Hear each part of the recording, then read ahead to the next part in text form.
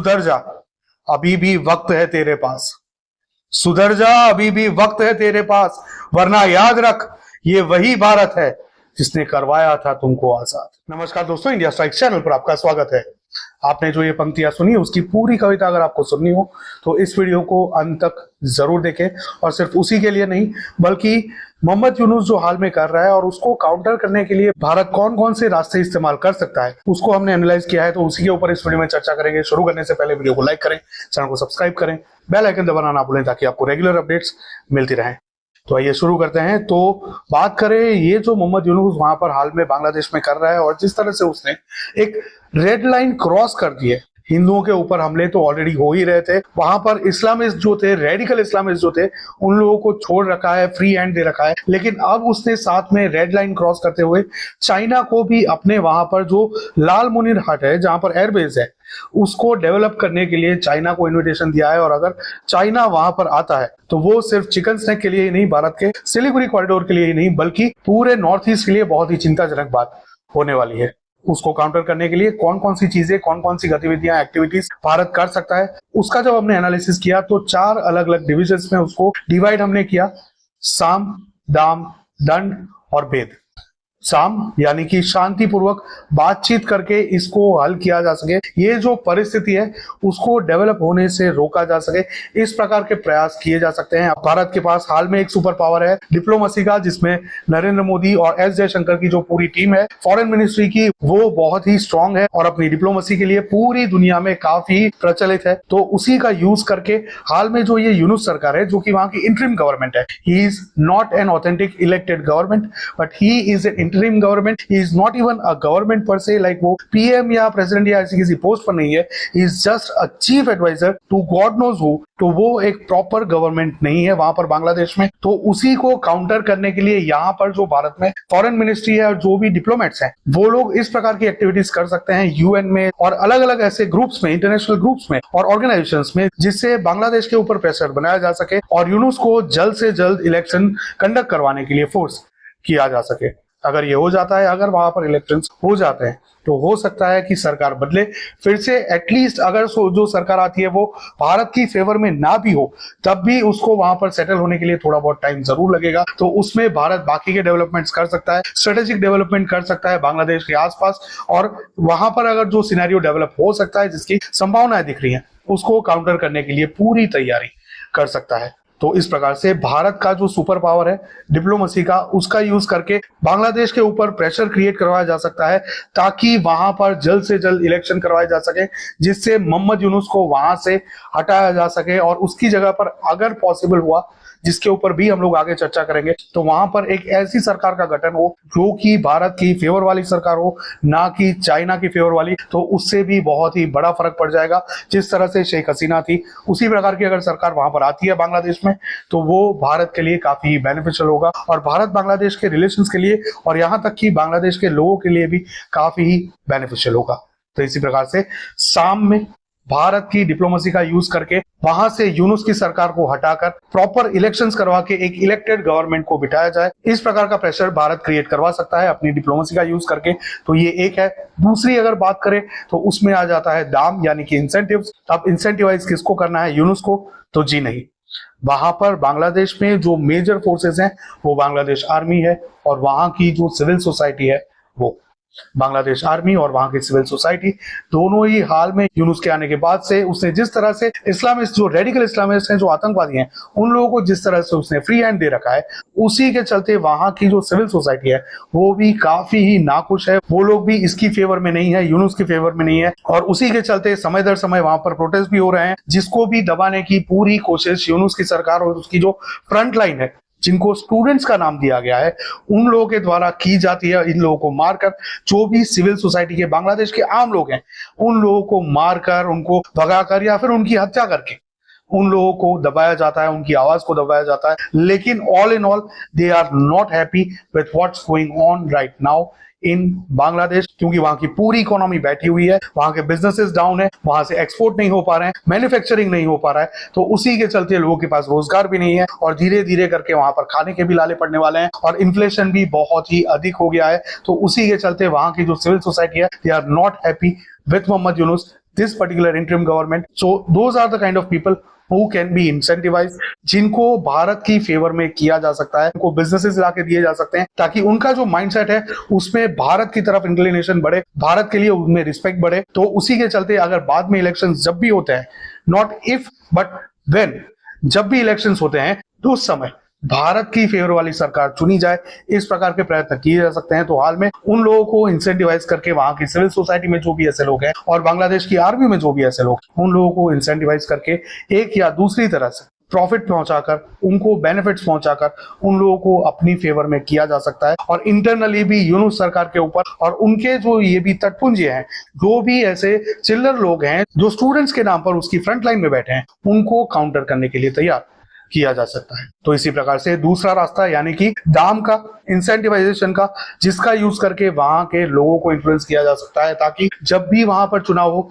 उस समय भारत की फेवर वाली सरकार वहां पर चुनी जाए, इस प्रकार का माहौल बने। और साथ ही में इंटरनली हाल में जो परिस्थितियां हैं उसके बीच यूनुस सरकार के ऊपर वो लोग इंटरनली प्रेशर बनाए कि जल्द से जल्द वहां पर इलेक्शंस करवाए जाएं। तो ये दूसरा रास्ता है। बात करें अगर तीसरे रास्ते की, तो वो तीसरा रास्ता है दंड का। अब कुछ ही दिनों पहले मेजर गौरव आर्या ने एक वीडियो बनाया था जिसमें उन्होंने बताया था कि भारत की सेनाएं रंगपुर का जो इलाका है, बांग्लादेश का जो टॉप पोर्शन है, नॉर्दर्न मोस्ट पोर्शन है, वो जो रंगपुर का इलाका है उसके आसपास में इस तरह से स्ट्रेटेजिकली प्लेस की गई है जिससे अगर वो इलाका पूरी तरह से काटना हो और सिलीगुड़ी कॉरिडोर को एक्सटेंड करना हो तो वो बहुत ही जल्द, बहुत ही आसानी से before China gets into this playground अपने कब्जे में लिया जा सकता है।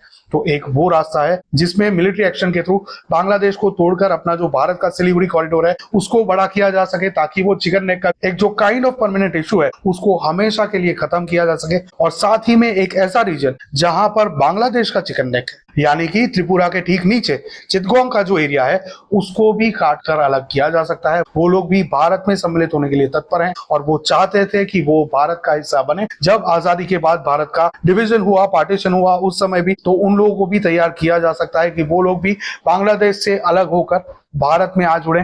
तो इस प्रकार से मिलिट्री एक्शन के थ्रू बांग्लादेश के दो हिस्सों को अलग करके वापस भारत में जोड़ा जा सकता है। और इसके अलावा कुछ ऐसे एक्शंस भी लिए जा सकते हैं ताकि बांग्लादेश के मिलिट्री की जो मूवमेंट्स है और वहां के लोगों की जो मूवमेंट्स है उनको भी रिस्ट्रिक्ट किया जा सके।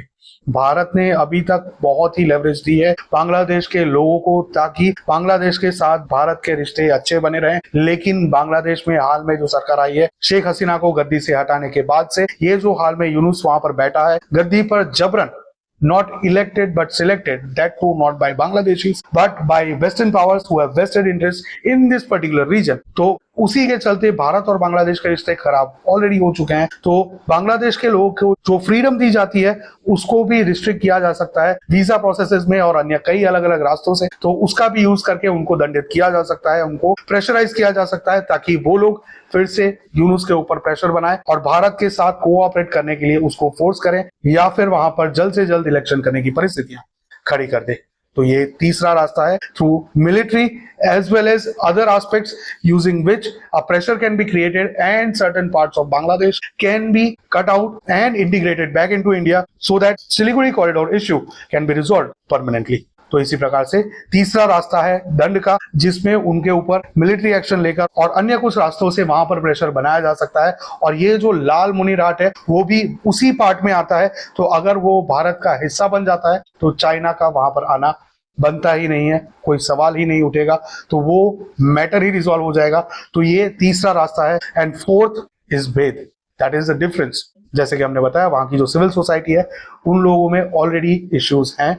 वो लोग नहीं चाहते हैं कि इस प्रकार के जो इस्लामिस्ट को फ्री हैंड दे दिया गया है वैसा फ्री हैंड दिया जाए। वो लोग चाहते हैं कि बांग्लादेश और भी प्रॉस्पर करे और यूनुस भी ये चाहता है कि वो ज्यादा से ज्यादा अपनी जेब भरे, बांग्लादेश को चेहरा बनाकर वो खुद की जेब भर सके। इस प्रकार की एक्टिविटीज वो कर रहा है। तो इसी के सामने भारत में से ऑलरेडी ऐसे एक्शन लिए जा रहे हैं जहां पर भारत में से बांग्लादेश के शिप्स भारत में आते थे और यहाँ पर बड़ी बड़ी शिप्स में उनके सामान भर के एक्सपोर्ट होते थे, तो उनको भारत ने ऑलरेडी बंद कर दिया है, रिस्ट्रिक्ट कर दिया है। तो ये एक एक्शन ऑलरेडी ले लिया है। इसके अलावा दूसरा एक्शन भी ऑलरेडी ले लिया गया है, जिसमें ट्रंप ने 37% टैरिफ्स लगाए हैं बांग्लादेश के ऊपर। तो ये एक दूसरा रास्ता है बांग्लादेश की जो इकोनॉमी है उसको पूरी तरह से क्रम्बल करने का। भारत के साथ भी उसके ट्रेड धीरे धीरे करके बंद हो जाएंगे, जो कि एक मेजर ट्रेडिंग पार्टनर है बांग्लादेश का। बांग्लादेश की इकोनॉमी का बहुत ही बड़ा हिस्सा भारत के साथ ट्रेड के थ्रू है, तो उसी को अगर रिस्ट्रिक्ट किया जाए, उसी को अगर बंद किया जाए, तो इकोनॉमिकली उसको बहुत ही बड़ा झटका लगेगा। साथ ही में दूसरे भी जो देश हैं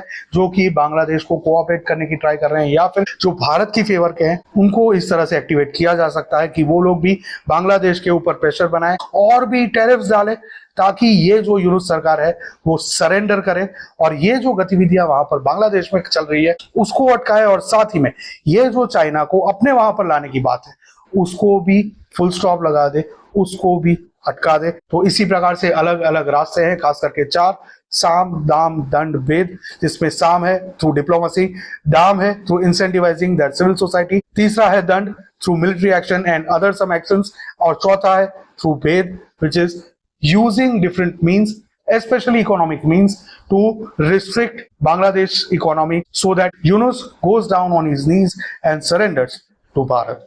तो इसी प्रकार से 4 अलग अलग रास्ते हैं जिसके थ्रू बांग्लादेश के ऊपर प्रेशर बनाया जा सकता है और हो सकता है कि भारत ये सभी रास्ते इख्तियार करे। अब इसमें एक और बात जो है वो है कोवर्ट ऑपरेशंस की। तो दूसरा जो हमने बात की थी इंसेंटिवाइजिंग सिविल सोसाइटी, वहां पर कहीं ना कहीं कोवर्ट ऑपरेशंस भी करवाए जा सकते हैं और वहां पर नैरेटिव बिल्डिंग का भी काम किया जा सकता है भारत के द्वारा, तो वो भी आ जाता है। तो इसी प्रकार से अलग अलग रास्ते हैं यूनुस को काउंटर करने के लिए। और ये जो हाल में वहां पर पूरा खेल रचा जा रहा है और यूनुस जिस तरह से चाइना को इस प्लेग्राउंड में लाने की ट्राई कर रहा है उसको अटकाने के लिए और अर्ली इलेक्शंस करवाने के लिए। कि आप क्या सोचते हैं ये हमारे साथ कमेंट में जरूर साझा करें। हो सकता है कि भारत सरकार इनमें से कुछ या फिर ये सभी रास्ते अलग अलग माध्यमों के थ्रू अलग अलग समय पर इंप्लीमेंट करे, ऐसा भी हो सकता है। तो let's see how it goes. और इसी के ऊपर हमने एक कविता भी बनाई है जिसकी ग्लिम्स हमने पहले दी, वापस यहाँ पर पूरी कविता आपको सुनाते हैं। यूनुस तेरी गुस्ताखियों का भी मिलेगा जवाब, याद रख ये वही भारत है जिसने करवाया था तुमको आजाद। यूनुस तेरी गुस्ताखियों का भी मिलेगा जवाब, याद रख ये वही भारत है जिसने करवाया था तुमको आजाद। अमेरिका की गोद में तो कभी चाइना की गोद में बैठने के जाग रहे हैं तुम में जज्बात। कभी अमेरिका की गोद में तो कभी चाइना की गोद में बैठने के जाग रहे हैं तुम में जज्बात, मगर याद रख ये वही भारत है जिसने करवाया था तुमको आजाद। सुधर जा अभी भी वक्त है तेरे पास, सुधर जा अभी भी वक्त है तेरे पास, वरना याद रख ये वही भारत है जिसने करवाया था तुमको आजाद। तो ये है कविता। आपको ये कविता कैसी लगी ये हमारे साथ कमेंट में जरूर साझा करें। हमने जो 4 अलग अलग रास्ते अलग अलग ऑप्शंस सजेस्ट किए हैं एनालाइज करके, वो आपको कैसे लगे ये भी हमारे साथ कमेंट में जरूर साझा करें। वीडियो को लाइक करें, चैनल को सब्सक्राइब करें, बेल आइकन दबाना ना भूलें ताकि आपको रेगुलर अपडेट्स मिलती रहें। साथ ही में QR कोड दिया है तो प्रोत्साहित करना भी ना भूलें ताकि हम लोग इस प्रकार की खबरें और एनालिसिस लाते रहें। मिलेंगे अगली खबर में, तब तक के लिए जय हिंद, हर हर महादेव।